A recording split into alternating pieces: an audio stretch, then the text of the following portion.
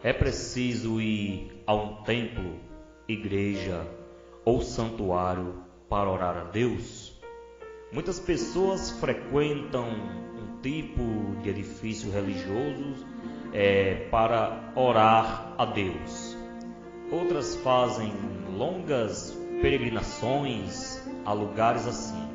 Você acha que precisa ir a um templo, santuário ou igreja para orar a Deus? Ou acha que pode falar com Ele a qualquer hora e em qualquer lugar? O que a Bíblia diz? No início da história humana, não havia edifícios religiosos. Nossos pais originais moravam num belo jardim. Gênesis 2:8 está escrito: dali eles se comunicavam com seu Criador, Jeová Deus. Mais tarde, à medida que a família humana aumentava, homens justos como Noé andavam com o verdadeiro Deus e faziam orações, mas não precisavam de edifícios religiosos. Gênesis 6:9. Eles amavam a Jeová e foram dignos de receber sua aprovação. Deus não mora em edifício feito pelo homem. Os homens fiéis do passado sabiam que o Criador da terra e do vasto universo não mora em estruturas feitas pelo homem. Morará Deus verdadeiramente com a humanidade na terra? Perguntou o sábio rei Salomão. Eis que o céu, sim, o céu dos próprios céus não te podem conter. O reconheceu e com razão. Segundo as Crônicas 6:18. É verdade que os israelitas tinham um tabernáculo e mais tarde um templo onde se reuniam para as festividades religiosas anuais em obediência à lei de Deus.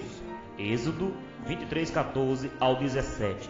Ainda assim, eles podiam orar a Deus a qualquer hora ao cuidar de seus rebanhos, ao trabalhar nos campos, ao passar tempo com a família. E nos momentos em que ficavam sozinhos, Salmo 65:2 diz, Mateus 6:6, da mesma forma nós podemos orar a Deus a qualquer hora e em qualquer lugar. Nosso modelo, Jesus Cristo, muitas vezes ia a lugares solitários. Ele ia a lugares solitários e tranquilos para orar. Marcos 1:35. Por exemplo, em certa ocasião, ele foi para o monte a fim de orar e continuou a noite inteira em oração a Deus. Lucas 6:12. É claro que, como judeu, Jesus comparecia às festividades religiosas no templo em Jerusalém. João 2:13. Mas ele disse que chegaria uma época em que o templo não seria mais o centro da adoração verdadeira. Ao falar com uma samaritana perto de um monte em Samaria, onde o povo dela tinha um templo, Jesus disse: vem a hora em que nem neste monte, nem em Jerusalém adorareis o Pai. Daí disse que os adoradores verdadeiros adorariam o Pai com espírito e verdade. João 4:21-23. Assim Jesus deixou claro que o importante não eram estruturas de tijolos e argamassa, mas adoração verdadeira vinda de um coração sincero. Mas será que isso queria dizer que os seguidores de Jesus, chamado mais tarde de cristãos, adorariam a Deus apenas em particular? Leamos Atos 11:26. O povo de Deus é uma família espiritual. Os servos verdadeiros de Deus são uma família espiritual. Lucas 8:21. Uma família unida faz muitas coisas juntas, como tomar refeições, e isso fortalece os vínculos familiares. O mesmo se dá em sentido espiritual. As reuniões cristãs são um banquete espiritual no qual as pessoas nutrem seu interior e fortalecem seus laços espirituais. O apóstolo cristão Paulo escreveu: consideremo-nos uns aos outros para nos estimularmos ao amor e às obras excelentes, não deixando de nos ajuntar, como é costume de alguns, mas encorajando-nos uns aos outros. Hebreus 10, 24 e 25.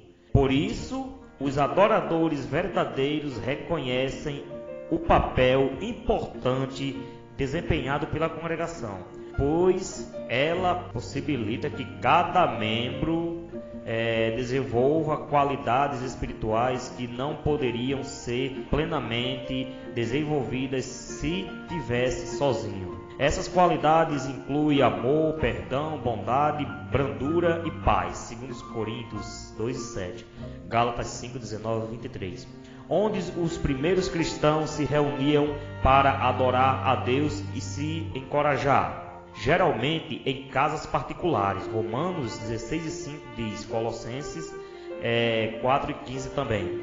Por exemplo, ao escrever a um irmão cristão, o apóstolo Paulo também encaminhou sua carta à congregação que está na tua casa. Filemão 1 e 2.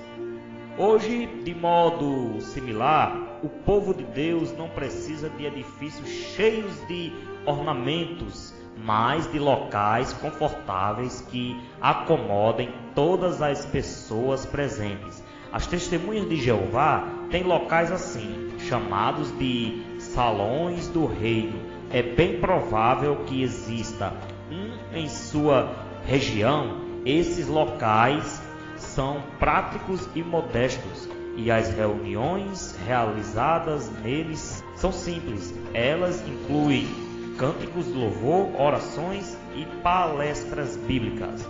As testemunhas de Jeová valorizam os momentos que têm a sós com Deus. Por isso, dedicam um tempo todo dia à oração, com a família e em particular.